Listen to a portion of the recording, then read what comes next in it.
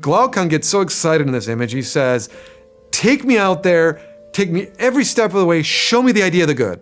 Don't shut up until we see the idea of the good. And Socrates says, I'm sorry, I can't take you there.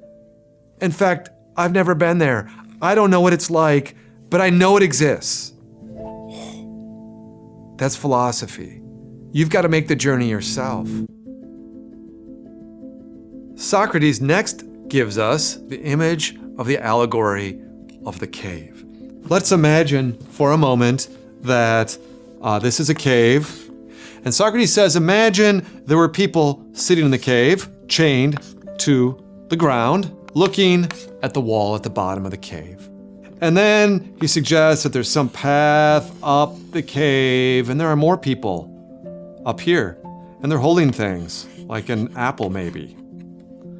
And there's a fire behind them, and the fire casts light onto the image, and so the people in the bottom of the cave only see the image cast by the fire onto the wall of the cave. They don't actually see the apple. And then outside the cave, we've got puddles and trees, maybe with real apples on them. And at the very top, the sun. Now, Socrates puts this into a drama. And he first says, okay, those prisoners down at the bottom of the cave, they're like us. And that's perplexing. How are we like prisoners? He says, we are bound. That's something to reflect on. The chains that prevent us from looking at the truth of things. Vanity, fear, pride. So many things in our nature that attach us to the things that we think we know are true and prevent us from making the turn. So Socrates asks us to imagine what it would be like if someone's chains were broken and they were forced to turn around and make their way up to the next level of the cave. What's that experience like? When you're in a dark room and someone flips on the light, it hurts, it's painful. But the pain is not a bad pain, because it's better to be in light than to be in dark. But sometimes our reaction is to want to stay in the dark.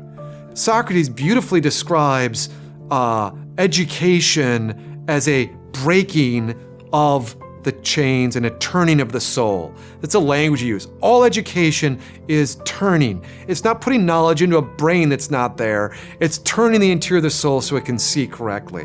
What a beautiful image for education. And this image, by the way, is an image of education, of liberal education. Our very word, education, is from this image in Plato's Republic, educere, to lead out from the cave. So the prisoner is dragged into the next level and sees the next level of people holding these images and casting the shadows on the wall. They are the image makers. Image makers. Who are the image makers? Who are the image makers in our own culture? Think about it. I assume that you've seen commercials before. How do they work? Image makers. They cast images, the nice car, the nice clothing, casting images into our souls to do what? To help us reimagine reality a different way and to then desire those things that are being cast. Think at a deeper level about the very language we use. And then I want you to think about this. How deeply our contact with reality is mediated by the images we've gotten. But Socrates wants to suggest to us that all of knowledge, in some sense, involves interpreting reality through images. But then the question is, do the image makers actually know enough to make the images? What is the goal? Do we want these prisoners to see reality as it is? Or are we manipulating? Do you see that the whole area of this part of the cave could be a layer of just pure manipulation? But Socrates says, no, there's more. Keep going. We can get outside the cave, and now we're ready for it. It hurts this time because the sun is a lot brighter than the fire. Philosophy is the movement from those images to things, to the forms, to the idea of the good. Philosophy is the love of the thing at the top here, the idea of the good itself.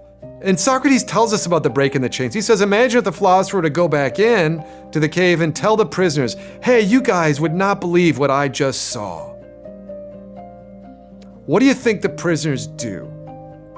Hey, take us, let's go. Some of them might, but most of them say, you're talking nonsense.